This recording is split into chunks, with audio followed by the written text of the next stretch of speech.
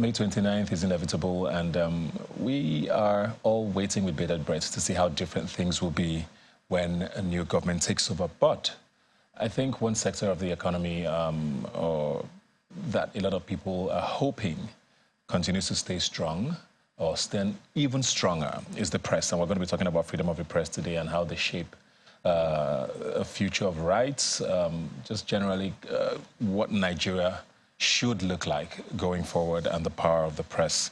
I'm joined here now by Mayo Atijani, who's editor-at-large at The Cable. Thanks for being here today. Thanks for having me. If you were going to look back in the last 8 years at how the press in Nigeria has fared, you know, there's a lot of people who have accused the press of not doing enough to hold government accountable. We've also seen where Nigeria ranks with regards to press freedom. So I guess on both ends, maybe there's some responsibility to be taken. What have the last 8 years been like? Well, I think a lot has changed in the landscape over the last 8 years. The ranking, Nigeria has, of course, gone a lot lower and lower. Out of 180 countries, we are around 120. We've been dancing around 123, 129, within that bracket. And basically, it shows that we are not making a lot of progress when it comes to press freedom. There is a responsibility on journalists, quite all right, but there's also a responsibility on the rest of the system. Now, there are 4 key factors that fit into how we measure press freedom. One of them is social, economic, political, and legal. Now, the legal framework, with the way the judiciary is within the country, the social, right, this particular year, Nigeria improved over last year, but there was a drop in one of our indices, and that's the social factor.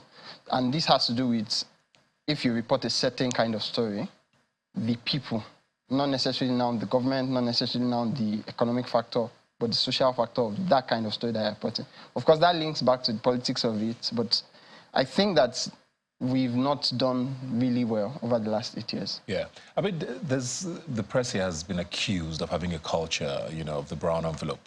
And I think it's something that people don't like to discuss openly, but it is a thing. Yeah. And most people have tied that to how the press works here with regards to, you know, investigations, putting out stories on individuals or politicians.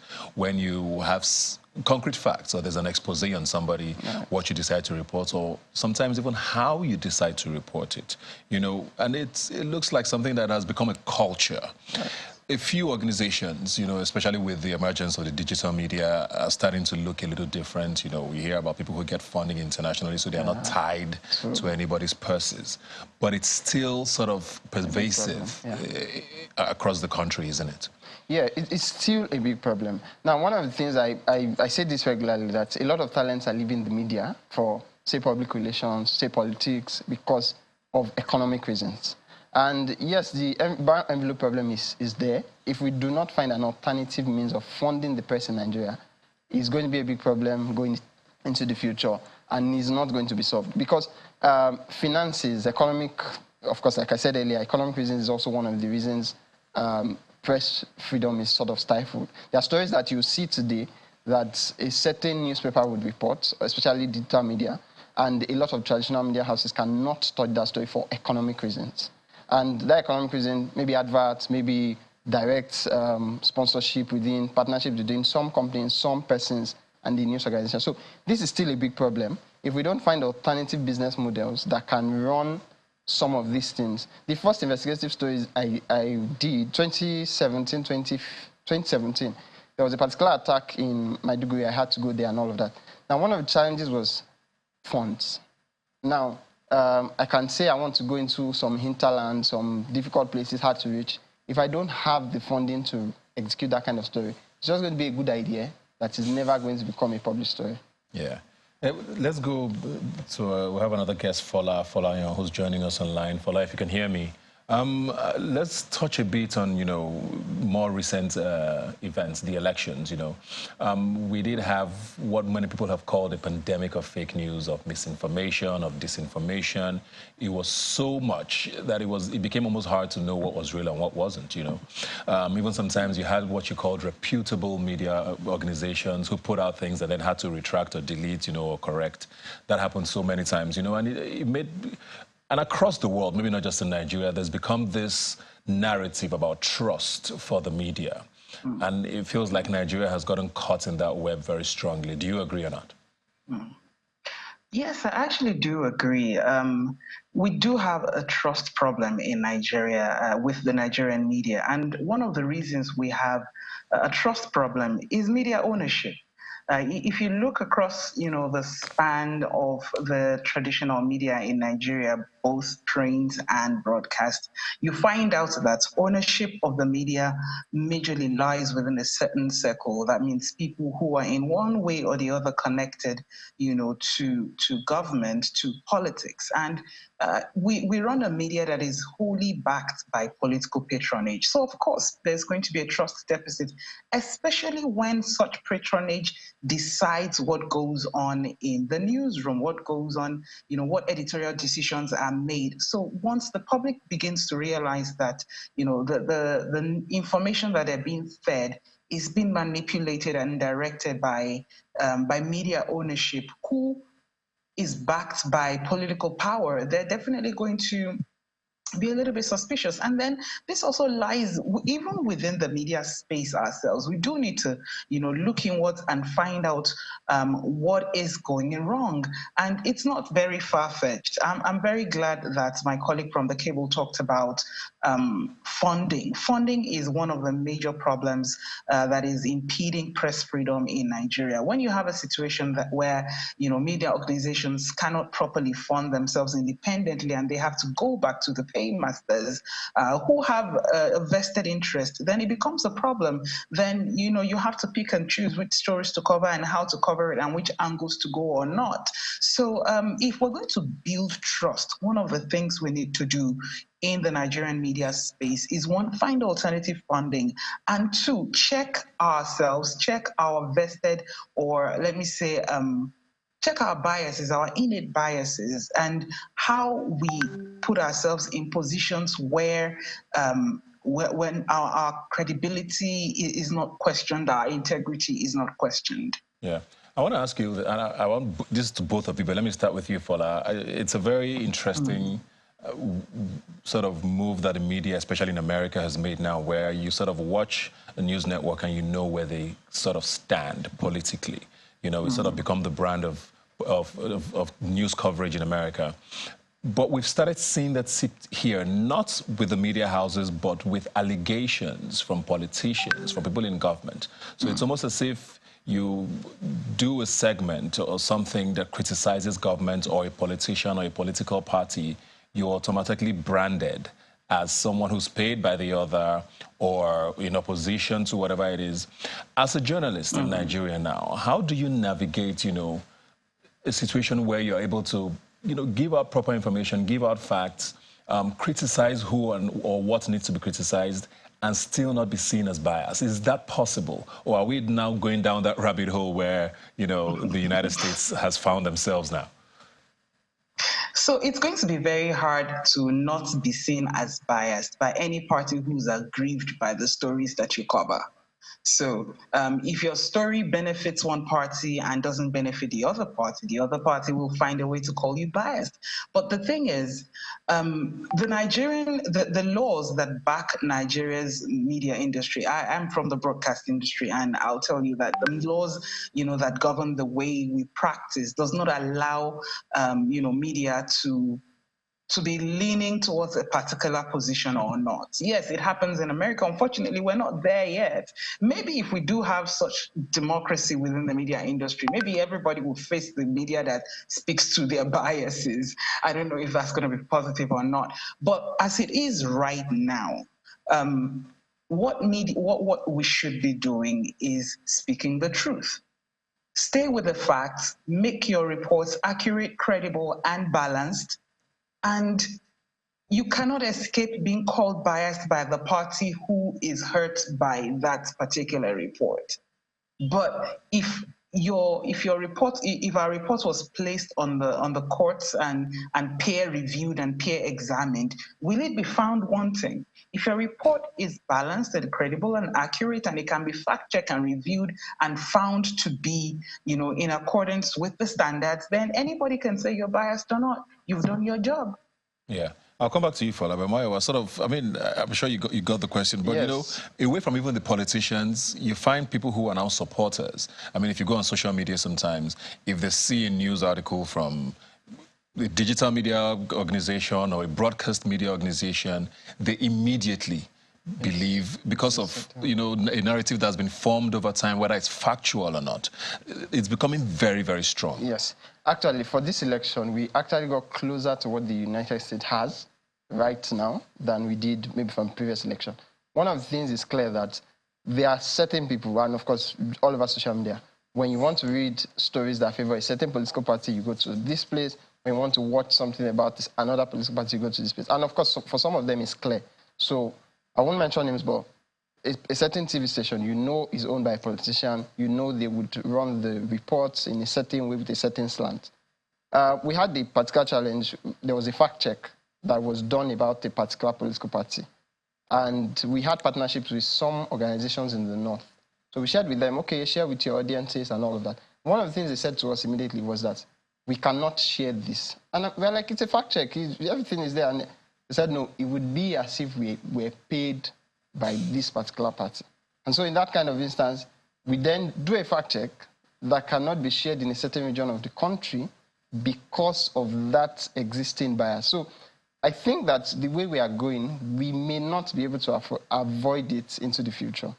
There are a few people, right now, three top TV channels. One is quote unquote on the right, one is on the left, and one is in the middle. Smells like America. Yeah, exactly. We are closer to America than we have ever been. Yeah, but is that a good thing, though? Is there no danger in that? Because even with America, you find people who are, like she said, are just stuck with who tells them what they think they want to hear or what they believe, and you just keep going down this rabbit hole. Yeah. So there's a lot of problem around that, and that's where media literacy comes in.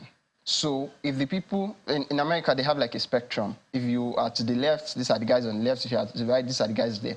So if we had that kind of media literacy in Nigeria, if there's a story about a certain political party, if you want to hear what suits your ego, you know where to go to. If you want to hear the counter story, which you can then add up with what you heard the first time to sort of balance things out, then you know where to look at, what to read, what to watch. So that media literacy is important, and it's one of the things that we have to basically commit a lot more effort into going into the future. And let me come to you, Fola, now, switching up completely. I want to talk freedom of information. You know, it was a law that was supposed to change the landscape of, you know, how much access Nigerians have to government and just policy and the way government works.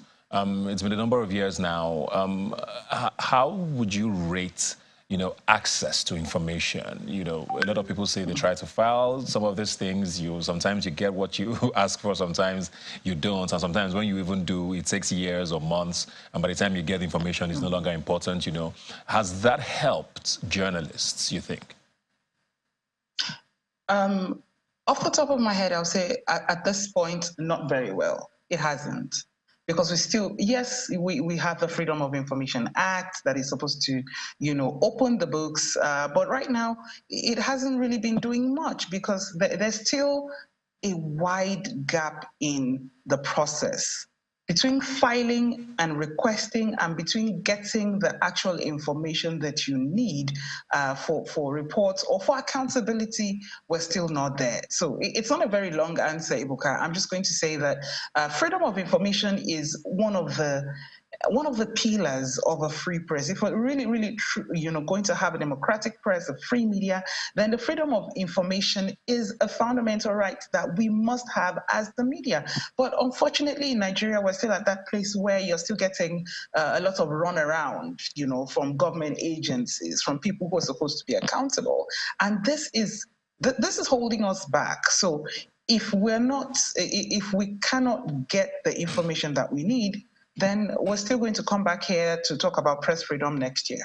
Yeah, I mean, I hear that, and I mean, we started off the show talking about the ranking of Nigeria with regards to freedom of press or press freedom. Yeah. When you look at that, and also, like I said, the sentiment of, you know, a lot of Nigerians, especially with what social media has democratized now, where there's sort of a belief that the press hasn't done enough to hold government accountable over the years. Do you think that's a failure on the part of media, or do you think government has not given enough room for the press to thrive? I'll say both, a little bit of both. Unfortunately, we live in a country where, like I talked about media ownership earlier, I also talked about how difficult it is sometimes to separate, vested interest, advertising funds from editorial decision making. But then digital media is here. And one of the blessings, if I can use that word, of having digital platforms is we now have independent media platforms who can now report and who can now be free of some constraints that traditional media, have been having. But then again, because some of these digital platforms are operating within the Nigerian space, it can still be a very, very dangerous thing to do for them. Journalists are still getting arrested. Digital journalists are still getting picked up and detained without trial, without rhyme or reason. So yes, we do have the government factor, we have the funding factor. We also have a capacity problem. I'm very glad when Muyiwa talked about, doing a fact check and then, sending it to some of their partners up north, and then it was rejected. We have a capacity problem. We still have a very low number of fact checkers, people who can explain, people who can, people who can investigate and who can fact check government claims and information and relate it in such a way that it will be digestible by the average person. We have that problem, and until that is solved, until we begin to build capacity within ourselves and work together. So we also don't have a lot of collaboration between media organizations in Nigeria, digital media, traditional media. Once we begin to collaborate and work together, we'll be able to scale some walls, but still that government factor needs to be addressed. All right, Mayowa, your organization is one of those that have sort of moved away from what is called traditional media. You're a digital media organization. May 29 is almost here. Let's look into the future now. I don't know what your thoughts are on what's to come. We'll have a new president-elect. Yeah. He has a bit of a track record in Lagos State to look back at with how he treated the press when he was here. We had a few years ago when Twitter was banned, for example, so it goes back to what she's saying. Even in the digital space, government still does have a tough arm there. What are your expectations coming? Okay, so let me premise this answer with part of the problems we're dealing with. And this is, whatever I say now about this is going to align somewhere or the other. Yeah. So if I say that we are going to have a better press, they would say there's corn in my pocket. If I say we are going to have a worse media, they would say I'm on the obedient side. Yeah. But the reality is that from the record in Lagos State, and maybe from okay, let me just use the record in Lagos State to start with. Lagos State is one of the closed states that we have in the country. Write 1,000 FOIs about the funding, spending, and all of that of Lagos State. We are not going to get anything that is going to be helpful. So if we scale that to the federal level, we would have a problem. But there's also that little hope that, okay, this particular government is sort of invested in the media. So the candidate is known to have a newspaper, have a TV station, so maybe there will be some relationship with the media, or maybe that arm of his life, quote and unquote, would then become more like the official channel of government business. So we can't particularly say that this is what is going to happen, but yeah, we are here with bated breath. I think I completely agree with you. We're just going to have to wait and see how things turn out. We can only hope for the best. Yeah. And I think we all need a free press for Nigeria to thrive. Thanks a lot, Mayowa. Thanks a lot, Fola, for joining us.